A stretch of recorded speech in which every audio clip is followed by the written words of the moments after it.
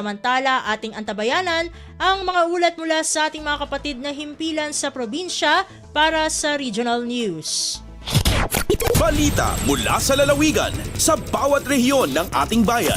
Dito sa Ang Pilipinas Ngayon.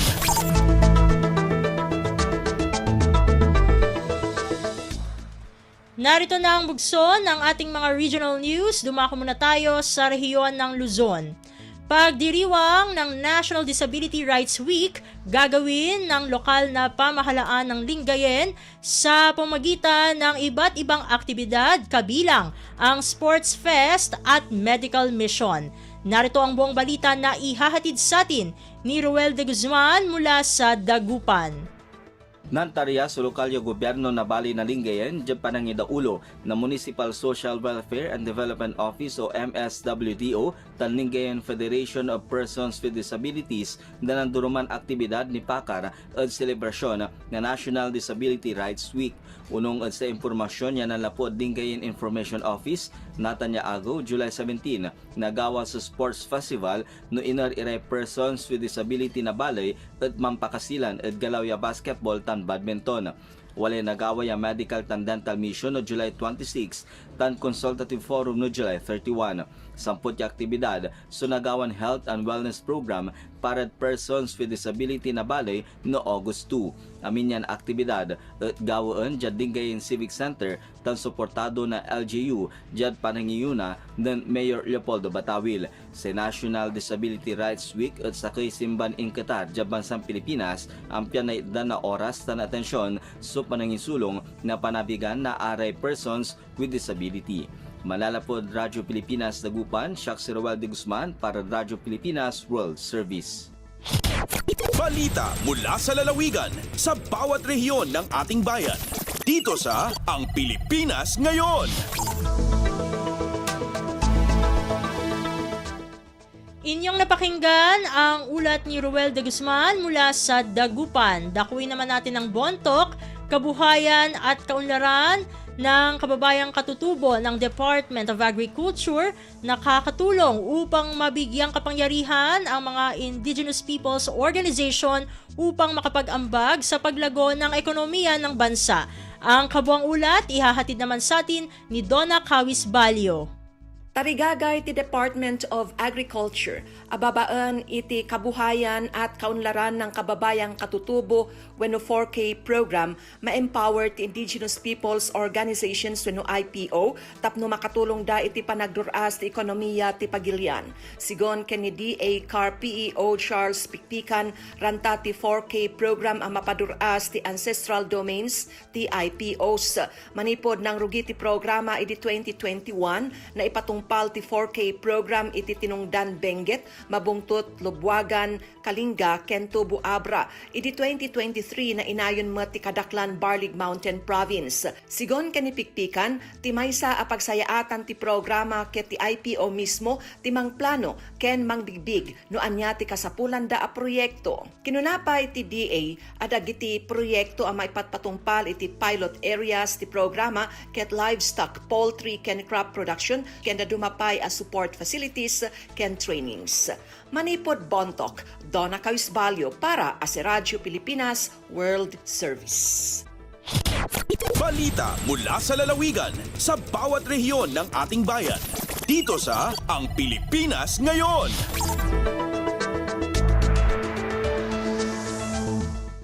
Inyong napakinggan ang ulat ni Donna Kawisbalyo mula sa Bontok. Puntahan naman natin ang Tabuk. Operasyon ng quarantine checkpoint sa lungsod ng Tabuk palalakasin. Ang detalye ng balita ihahatid naman sa atin ni Renzi Joaquin. Mapapigsa iti panagbantay wen operasyon iti quarantine checkpoints dito siyudad iti Tabuk. Dito tinpakamo ni City Veterinary Officer Dr. Carmen Waras iti City Veterinary Office ti lokal a gobyerno ti siyudad. Nasurok ini mapulo kunana dagiti barong animal quarantine checkpoint personnel iti syudad ang nagapo iti poso ken mayor's office.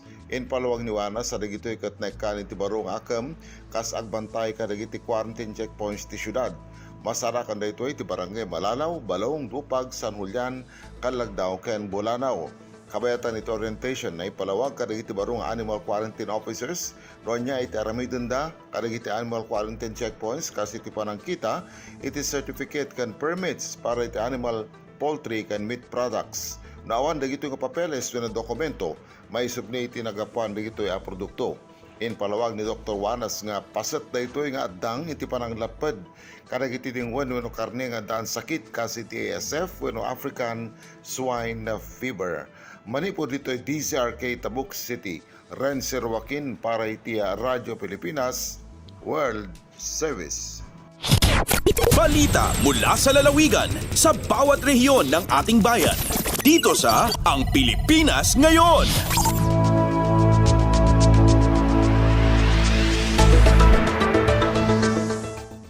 Inyong napakinggan ang ulat ni Renzi Joaquin mula sa Tabuk. Dumako naman tayo sa Lucena, mahigit 90 milyong pisong halaga ng proyektong patubig sa lalawigan ng Laguna sisimulan na. Narito si Tom Alvarez para sa detalye ng balita. Sisimula na ang mahigit 90 milyong pisong halaga ng Rehabilitation and Improvement of Level 2 Potable Water System sa Mahayahay, Laguna na pinondohan ng DA Philippine Rural Development Project PRDP, Regional Project Advisory Board Calabarzon. Ayon sa pabalid ng DA Calabarzon, nilalayo ng proyektong ito na maitaas ang kalidad ng pamumuhay ng mga benepisyaryo nito upang mapalakas din ang produksyon ng pagkain sa kanilang lugar. Anila, sa pagpondo sa proyekto, inaasahan ng LGU na matitigil na ang kaso ng diarrhea, gastritis at pigsa, dulot ng maruming tubig sa komunidad. Umaasa rin ng LGU na magkakaroon na ng panahon ang mga residente sa kanilang mga kabuhayan ngayong hindi na sila abutin ng ilang oras sa pag-iigib ng tubig para sa kanilang mga pamilya. Mula sa RP1 Lucena, ito si Tom Alvarez para sa Radyo Pilipinas World Service. Balita mula sa lalawigan sa bawat rehiyon ng ating bayan. Dito sa Ang Pilipinas Ngayon.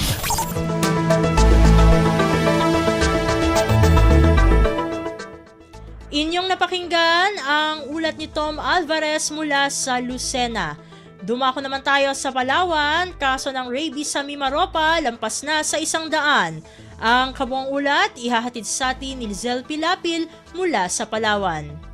Igpunayag iti Mimaropa Integrated Laboratories Division Chief Nanette Rosales nga isara sa ing tututukan andang opisina sa dadi ang mga nakalistang kaso yang African Swine Fever o ASF ig ang mi mga rabies nga hasta dading Hulyo 11 ay agabot dun sa 104 kaso.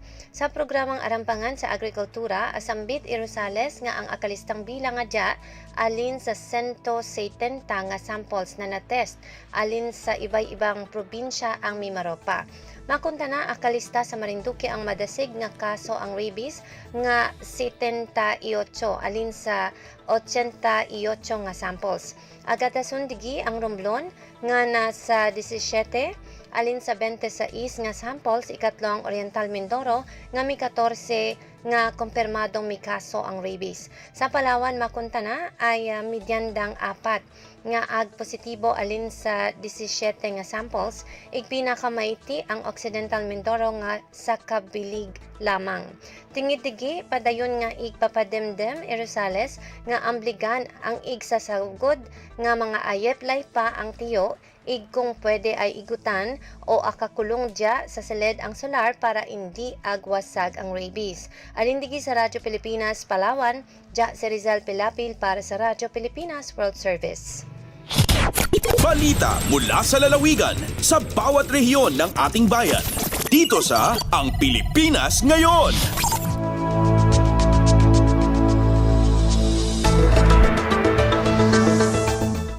Inyong napakinggan ang ulat ni Lizel Pilapil mula sa Palawan. Puntahan naman natin ang rehiyon ng Kabisayaan, Iloilo Provincial Hospital, isa ng DOH Certified HIV Confirmatory Laboratory.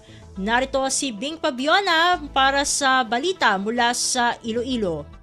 Nalabot sang Iloilo Provincial Hospital ang significant milestone nga mangin pinakauna kag nagaisahanon nga DOH Certified HIV Confirmatory Laboratory sa probinsya sang Iloilo.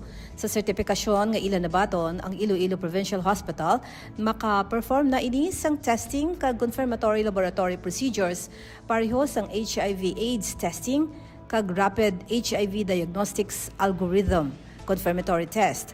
Nagapanubo sang kinahanglanon para sa diagnostic referrals sa Western Visayas Medical Center.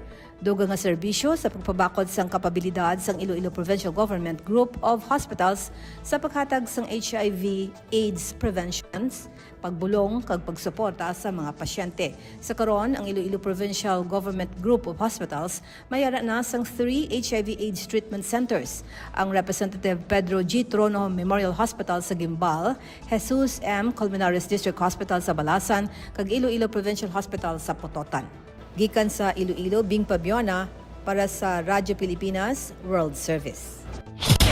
Balita mula sa lalawigan sa bawat rehiyon ng ating bayan. Dito sa Ang Pilipinas Ngayon.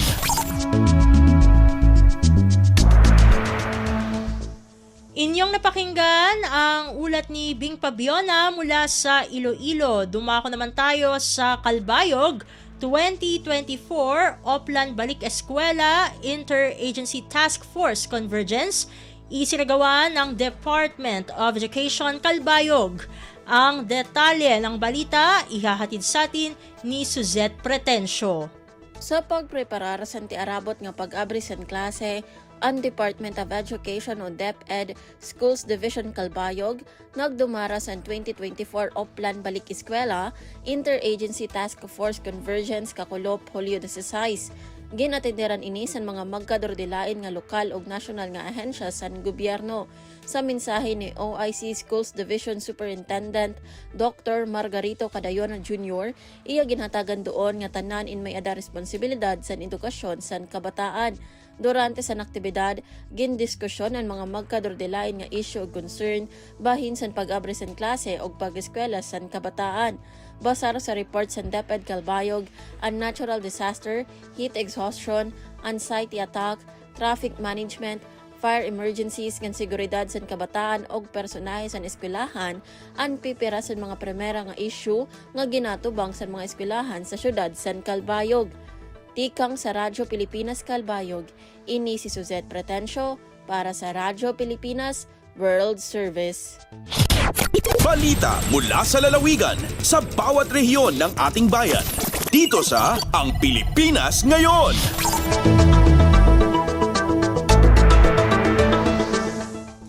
Inyong napakinggan ang ulat ni Suzette Pretencio mula sa Calbayog. Dumako naman tayo sa rehiyon ng Mindanao. Inaugurasyon ng 3 bagong health facilities sa bayan ng Hinatuan, Surigao del Sur, isinagawa.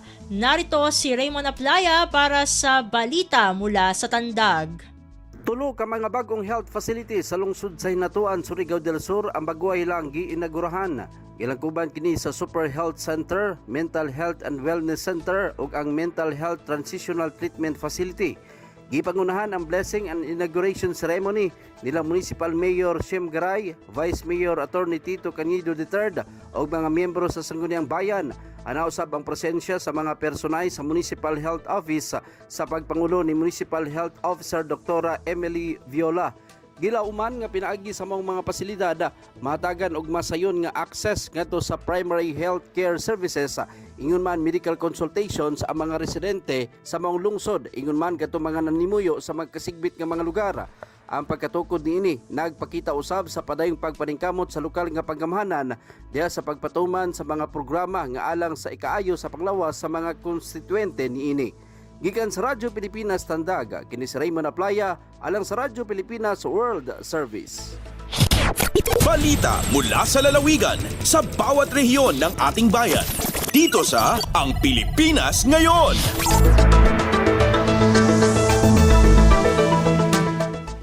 Inyong napakinggan ang ulat ni Raymond Aplaya mula sa Tandag.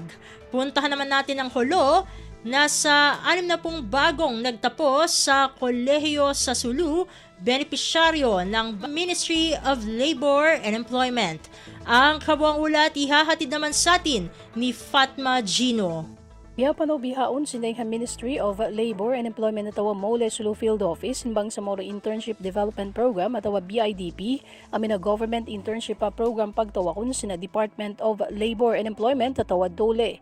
Banga dunon kan Haimin Ainal, Information Officer sina Mole Sulu, miabot pa kaanuman fresh graduate atawa bago ti mamati mga beneficiary ha ini, hakatilingkal si lupa suga supay sila kadilan pag-ausaha, hawataon ni kapag balansya nila ha mga kasto, hasalukay sila nagalalawag hinanga. Daing pa sinabulan may hatahon yan law niya tiyagnaan ng pagpasaplag ang mga ini haduwayng-duwayng opis parinta iban na local government unit halom sina tubulan sampay pa bulan August. Makatay may mga ini 5,000 pilag sa kahawaang kabulan bilang udyara kapag hinang nila haduwayng-duwayng opis parinta. Daing RP Holo ini Fatma Diligino para Radyo Pilipinas World Service. Balita mula sa lalawigan sa bawat rehiyon ng ating bayan. Dito sa Ang Pilipinas Ngayon.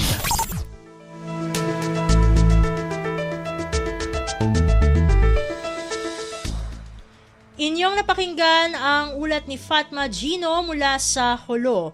Dakuin naman natin ang Marawi, pagpapatayo ng Green Coffee Beans Consolidation, Processing at Marketing Sub-Project sa bayan ng Amay Manabilang, inaasahang magpapalago sa industriya ng kape sa lalawigan ng Lanao del Sur.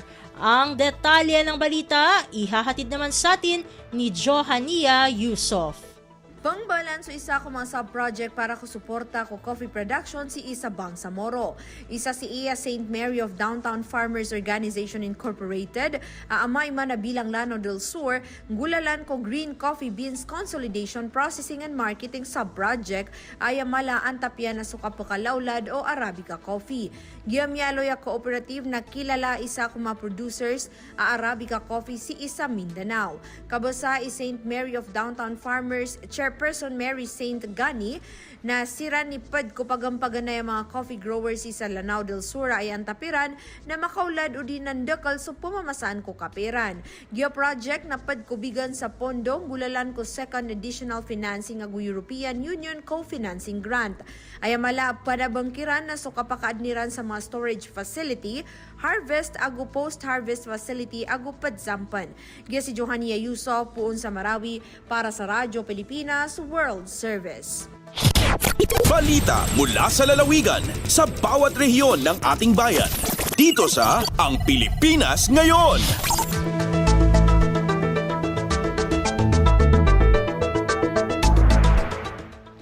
Inyong napakinggan ang ulat ni Johania Yusof mula sa Marawi. Dito na nagtatapos ang ating regional news na